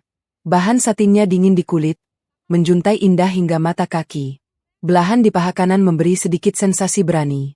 Aku memutar di depan cermin, memastikan semua sempurna. Lalu kukenakan sepatu hak tinggi warna senada. Langkah terakhir sebelum menjadi tamu spesial di pesta pernikahan suamiku sendiri. Di atas meja, tasku telah terisi rapi. Ponsel dengan semua bukti rekaman. Printout percakapan WhatsApp. Sebuah USB berisi video pendek yang kurekam semalam. Dan yang terpenting, surat pernyataan dari pengacara yang siap dilaporkan ke polisi kapan saja. Haji Umar mengirim pesan, "Neng, anak buah Haji udah standby di lokasi. Ada 5 orang. Mereka siap bantu kalau ada apa-apa." Aku membalas, "Makasih, Pak. Nanti ikuti instruksi Sari." Bu Rina juga mengirim pesan, "Sudah koordinasi dengan polisi. Mereka akan datang jam 7:30, tepat saat acara inti dimulai." Semuanya bergerak. Jaring sudah terpasang. Dan aku, laba-laba di pusat jaring, siap menerkam. Pukul 5 sore, taksi yang kupesan tiba di bawah hotel. Aku melangkah turun dengan hati-hati, gaun merah dan sepatu hak tinggi membuat gerakku sedikit terbatas. Sopir taksi, pria parubaya ramah, membuka pintu untukku. Mau ke Geraha Pesona, Mbak? Tanyanya. Iya, Pak. Sepanjang perjalanan, aku memandang kota yang 2 minggu ini kutinggalkan. Toko-toko, gedung-gedung, lampu lalu lintas yang silih berganti, semua tampak biasa.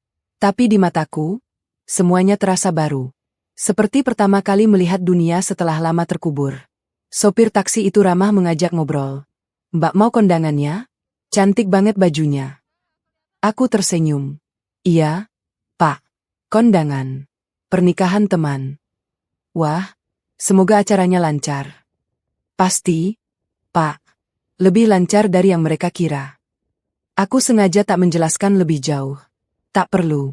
Dunia akan segera tahu. Pukul 5:30, taksi berhenti di depan gedung Geraha Pesona. Bangunan megah berlantai 3 dengan pilar-pilar marmer dan lampu gantung raksasa di pintu masuk. Spanduk besar bergambar Raffi dan Puspa terpajang di depan, dengan tulisan, "Selamat menempuh hidup baru, Raffia Puspa. Cinta sejati tak kenal waktu." Aku berdiri di seberang jalan, memandang spanduk itu. Cinta sejati tak kenal waktu. Mungkin benar. Tapi cinta sejati juga tak akan meracuni istrinya demi uang asuransi. Kulihat tamu-tamu mulai berdatangan. Mobil-mobil mewah satu persatu parkir di area gedung. Wanita-wanita dengan gaun pesta, pria-pria dengan setelan mahal, semua tersenyum dan bersalaman. Di pintu masuk, keluarga Raffi dan keluarga Puspa menyambut dengan hangat. Aku mencari-cari wajah keluargaku. Dan di sanalah mereka, ayah dengan batik coklat kesukaanku, ibu dengan kebaya biru langka yang biasa ia pakai di acara spesial. Mereka berjalan perlahan, wajah ibu tampak kaku, mungkin masih membayangkan putrinya yang katanya sudah meninggal. Ayah memegang tangan ibu, menguatkan. Hatiku perih. Tapi kuyakinkan diri, sebentar lagi, ibu akan tahu. Sebentar lagi, tangisnya akan berganti jadi peluk hangat. Pukul 7:15, aku mulai bergerak. Kusingkirkan rambut yang sempat menutupi sebagian wajah, pastikan riasan masih sempurna. Lalu kuseberangi jalan dengan langkah mantap. Gaun merahku berkibar lembut ditiup angin sore. Di pintu masuk, seorang panitia menyambutku dengan senyum profesional. Selamat malam, Bu. Boleh lihat undangannya. Aku meraih tasku, mengeluarkan undangan yang Sari berikan. Kartu RSVP dengan nama yang kutulis sendiri, Putri. Mata panitia itu membelalak sesaat. Ia membaca ulang, lalu menatapku dengan pandangan aneh. Maaf, Bu. Ini, nama yang tertera, almarhumah. Aku tersenyum manis. Iya, tapi saya hadir mewakili. Panitia itu tampak bingung, tapi karena semua undangan tercetak rapi dan RSVP sudah dikembalikan, ia tak bisa berbuat banyak. Silakan masuk, Bu. Aku melangkah masuk, meninggalkan panitia yang masih terpaku dengan undangan di tangannya. Di dalam, kemewahan menyambutku. Lampu kristal berkilauan di langit-langit, kursi-kursi berbalut kain satin putih berjejer rapi, panggung pelaminan dihiasi bunga segar ribuan tangkai, mawar putih, anggrek ungu, dan lili emas. Sebuah orkestra kecil memainkan musik lembut di pojok ruangan. Aku berjalan menyusuri lorong tengah, mataku memindai setiap sudut.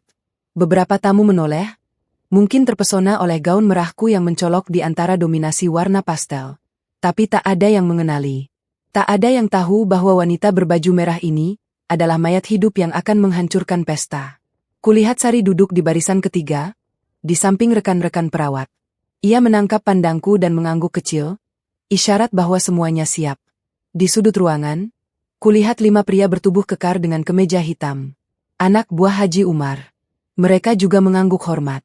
Aku memilih duduk di barisan paling belakang, dekat pintu masuk. Dari sini, aku bisa melihat panggung dengan jelas, juga semua tamu yang datang. Aku ingin menyaksikan mereka dari jauh, sebelum akhirnya naik ke panggung. Pukul 7 tepat, acara dimulai. MC, selebritas lokal yang cukup terkenal, naik ke panggung dengan mikrofon di tangan. Hadirin sekalian, selamat malam dan selamat datang di acara pernikahan putra-putri terkasih, Mas Raffi Hermawan dan Mbak Puspa Dewi. Tepuk tangan riuh. Aku ikut bertepuk. Pelan, sinis. Sebelum kita saksikan prosesi akad nikah, mari kita saksikan video perjalanan cinta kedua mempelai. Layar raksasa di belakang panggung menyala. Video singkat diputar, foto-foto Raffi dan Puspa dari masa ke masa. Mereka berdua di kafe, di pantai, di pegunungan. Di setiap foto, mereka tersenyum bahagia. Tak ada yang tahu, sebagian besar foto itu diambil saat Raffi masih menjadi suamiku. Aku mengepalkan tangan di pangkuan. Tapi kutahan. Tunggu. Belum waktunya. Setelah video selesai, tibalah prosesi akad nikah. Penghulu naik ke panggung, diikuti Raffi dengan setelan jas putih bersih. Ia tampak gugup, tapi matanya berbinar. Puspa kemudian diantar ayahnya. Ia berjalan perlahan di lorong tengah, gaun putih panjangnya menjuntai indah, wajahnya tertutup veil renda. Aku memandang mereka dari kejauhan. Puspa melangkah persis di lorong yang sama yang kulewati tadi. Gaun putih itu mungkin harganya puluhan juta, uang dari pinjaman yang belum lunas. Veil itu mungkin dari Perancis, impiannya yang terwujud di atas penderitaanku. Prosesi berlangsung khidmat. Penghulu membacakan ijab kabul, Raffi menjawab dengan lantang. Saya terima nikahnya Puspa Dewi binti Haryanto dengan mas kawin seperangkat alat salat dan emas 100 gram dibayar tunai. Sah. Mereka sah menjadi suami istri. Tepuk tangan kembali riuh. Keluarga Puspa menangis haru. Ibuku, ikut bertepuk, tapi wajahnya kosong. Ayah hanya diam. Aku menunduk, menghitung waktu. Pukul 7:30. Polisi akan datang pukul 7:30. Resepsi dimulai. Satu persatu tamu naik ke panggung untuk memberi ucapan selamat. Mereka berjabat tangan, berfoto, menyelipkan amplop ke dalam kotak hadiah. Raffi dan Puspa duduk di pelaminan, tersenyum menerima semua penghormatan. Aku melihat Sari beranjak. Ia menghampiri MC, membisikkan sesuatu. MC mengangguk, lalu mengambil mikrofon. Hadirin sekalian, acara selanjutnya adalah pemberian ucapan selamat dari tamu undangan. Kami persilakan tamu yang ingin memberi ucapan untuk naik ke panggung secara bergantian. Dimohon tertib dan tidak berdesakan. Aku berdiri. Gaun merahku berkibar. Kakiku melangkah mantap menuju lorong tengah. Beberapa tamu menoleh, mungkin heran mengapa wanita berbaju merah nekat antre di barisan depan. Satu persatu tamu naik, memberi ucapan, lalu turun. Aku menghitung. Giliran keempat, ketiga, kedua. Satu lagi di depanku. Saat tamu di depanku turun, aku naik ke panggung. Langkahku mantap, senyumku terkembang. Raffi menatapku, awalnya dengan senyum ramah. Tapi kemudian matanya menyipit. Ia mungkin merasa familiar, tapi belum mengenali. Puspa juga menatapku, alisnya terangkat sedikit. Aku berjalan mendekati mereka, berhenti tepat di depan pelaminan. Lalu, tanpa meminta izin, aku mengambil mikrofon dari tangan MC. Maaf, Bu, mic-nya. MC mencoba meraih kembali. Aku menatapnya tajam. Ia membeku. Ku berbalik menghadap tamu undangan. Ribuan pasang mata tertuju padaku. Beberapa mulai berbisik, mungkin bertanya-tanya siapa wanita berani ini. Selamat malam, para tamu undangan. Ucapku lantang. Suaraku menggema di seluruh ruangan. Aku menoleh ke arah Raffi dan Puspa. Mereka mulai gelisah. Raffi setengah berdiri, mungkin akan memanggil satpam. Untuk Mas Raffi dan Puspa, lanjutku. Selamat menempuh hidup baru. Semoga kalian bahagia. Benar-benar bahagia. Aku berhenti sejenak. Semua orang diam. Hanya musik latar yang masih terdengar pelan. Kutarik napas dalam-dalam. Ini saatnya. Sebagai tanda selamat, aku punya hadiah spesial. Hadiah yang mungkin tak pernah kalian duga. Kusibakkan rambut yang menutupi sebagian wajah. Kutarik sedikit gaun merahku di bahu. Gerakan yang dulu biasa kulakukan di depan Raffi. Lalu kutundukkan kepala sejenak, sebelum mendongak dan tersenyum lebar.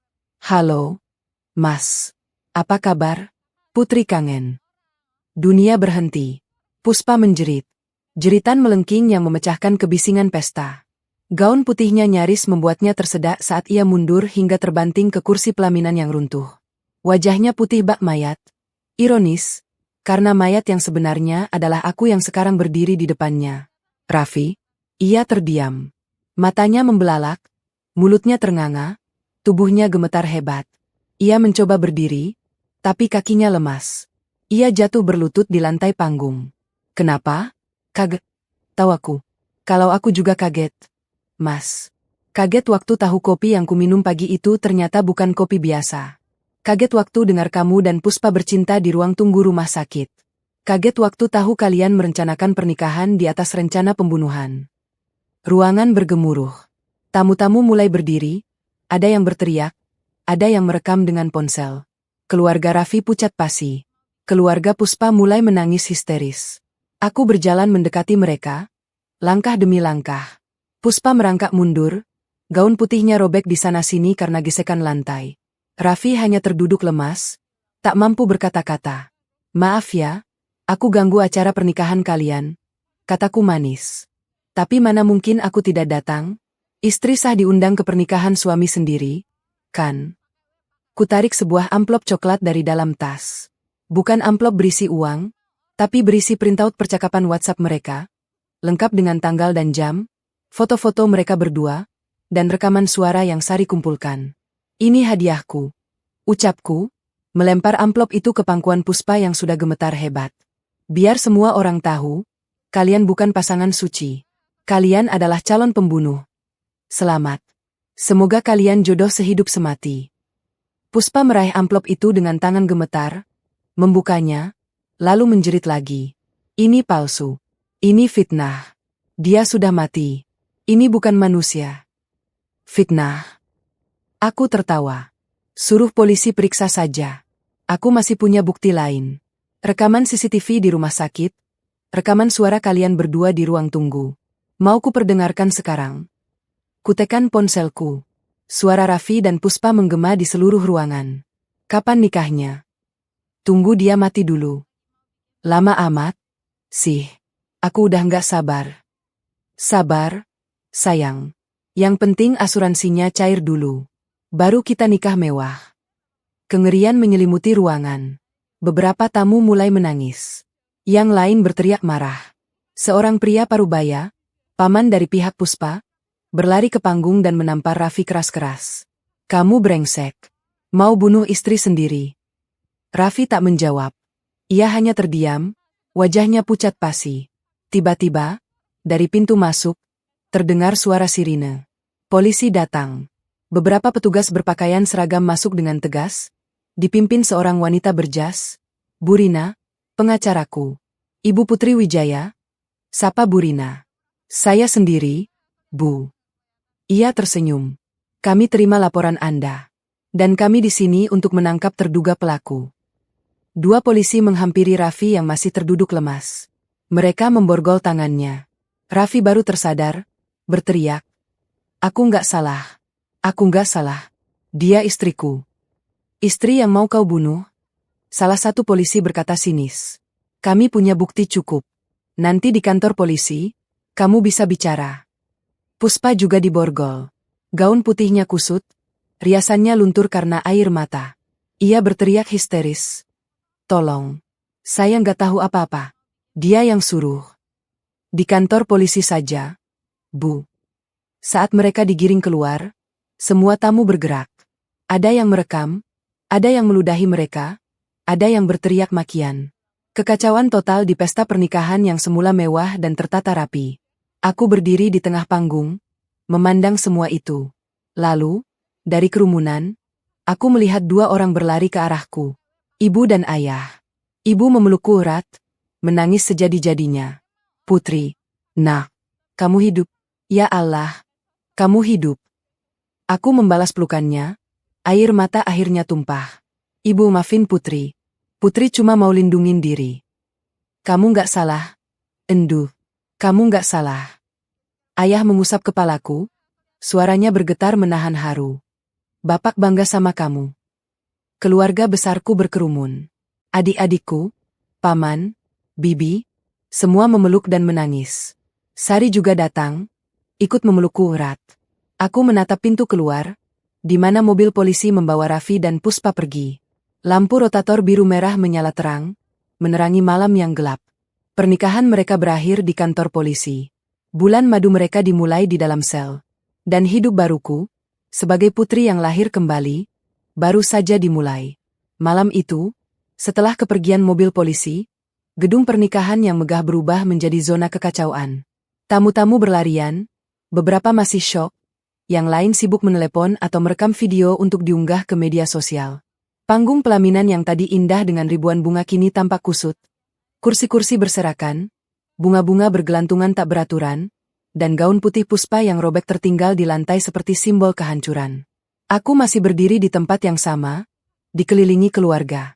Ibu tak henti-hentinya memelukku, seolah takut aku akan lenyap jika dilepaskan. Ayah berdiri di sampingku, tangannya menggenggam erat tanganku, genggaman yang penuh makna, seperti saat ia menggandengku kecil dulu saat aku belajar berjalan. "Endu, kamu kurus banget," bisik ibu sambil membelai pipiku yang cekung. "2 minggu di hotel, makan apa aja?" Aku tersenyum tipis. "Yang penting ibu, aku selamat." Sari datang membawakan segelas air putih. "Kak, minum dulu. Nanti kita pulang ke rumah ibu." "Ya, udah nggak aman di hotel." Aku mengangguk. Tiba-tiba, seorang wanita muda menghampiriku. Wajahnya familiar, wartawan investigasi yang dulu kuhubungi, teman kuliah Sari. "Putri, aku Dina, wartawan dari TVX. Ingat, kamu yang hubungi aku." "Iya, Din. Makasih udah datang. Ini liputan besar, Put. Besar banget." Dina menatapku dengan campuran kagum dan iba. "Kamu berani banget. Tapi kamu siap? Setelah ini, hidupmu akan jadi sorotan publik." Aku menarik napas panjang. "Aku siap, Din. Daripada mereka hidup bahagia dengan uang hasil rencana pembunuhan, lebih baik aku jadi sorotan. Setidaknya kebenaran tegak." Dina tersenyum. "Bagus. Akan ada liputan eksklusif besok, kalau kamu setuju. Tapi sekarang istirahat dulu. Kamu kelihatan capek."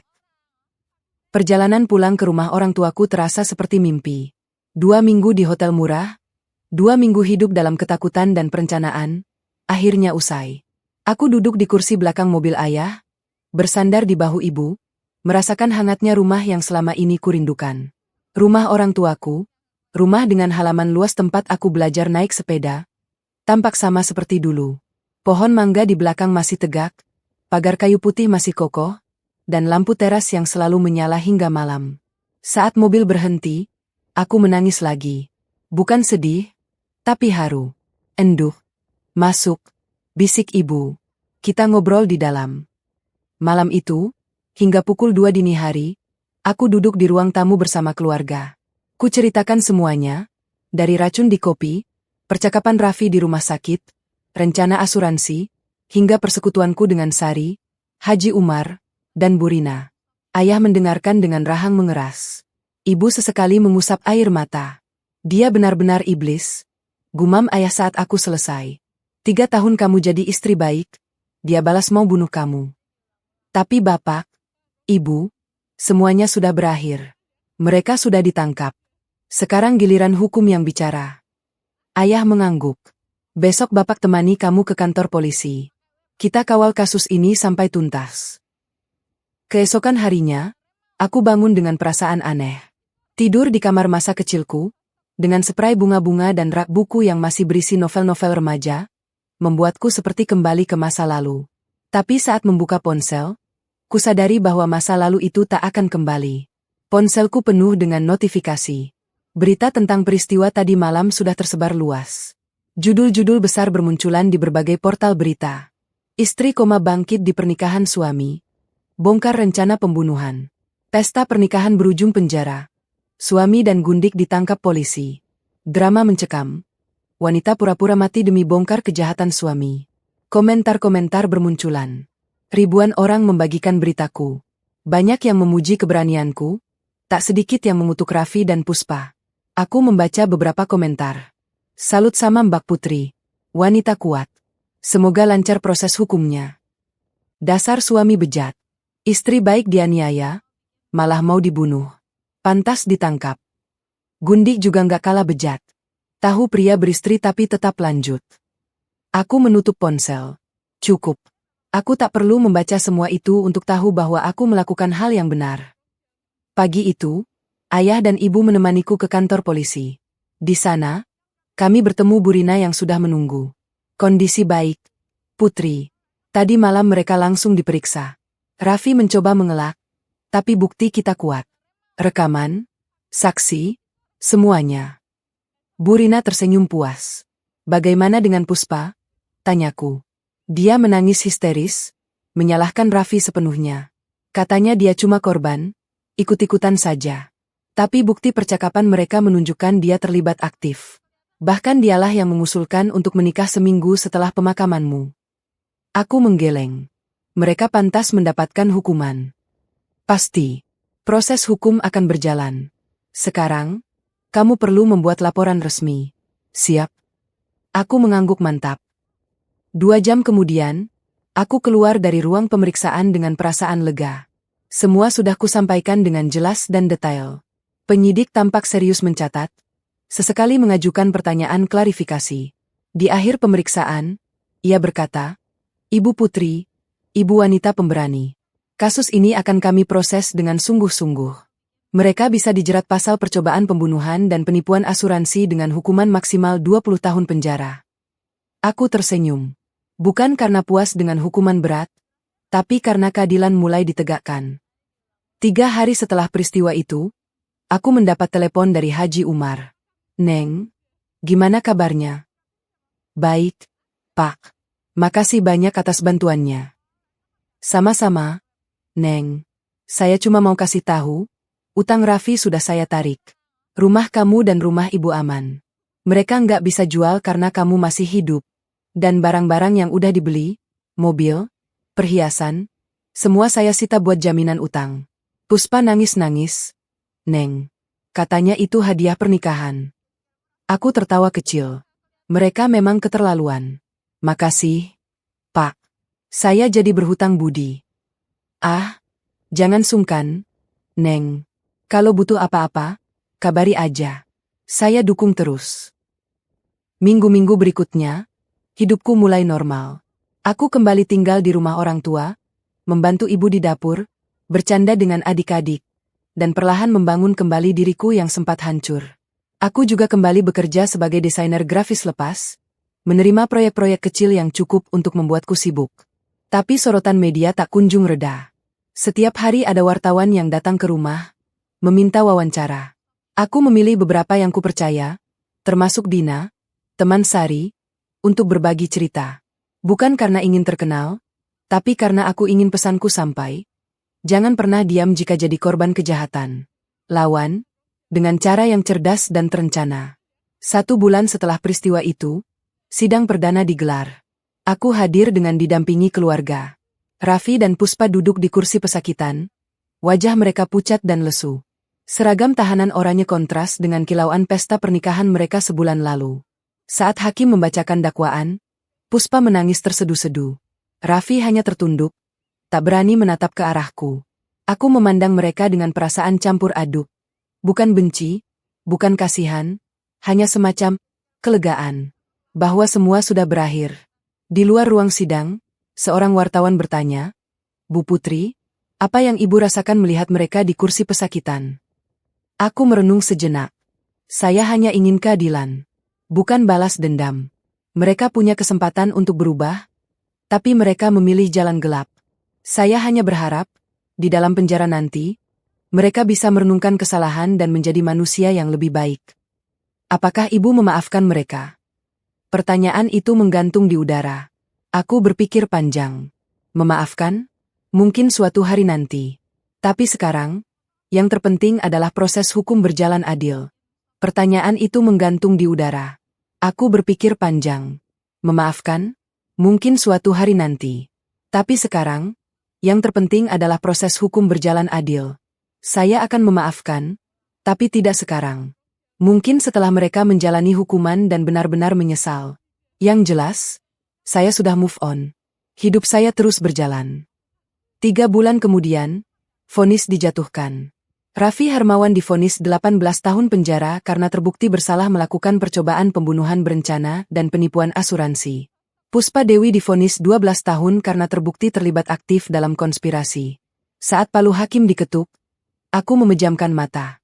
Bukan karena haru, tapi karena syukur. Keadilan telah ditegakkan. Perjuanganku selama berminggu-minggu bersembunyi, berpura-pura mati, dan mengumpulkan bukti, Semuanya terbayar lunas. Di luar pengadilan, wartawan kembali menyerbu. Tapi aku memilih untuk tidak banyak bicara. Cukup. Semua sudah selesai. Malam harinya, di balkon kamar yang sunyi, aku duduk sambil menyesap teh hangat.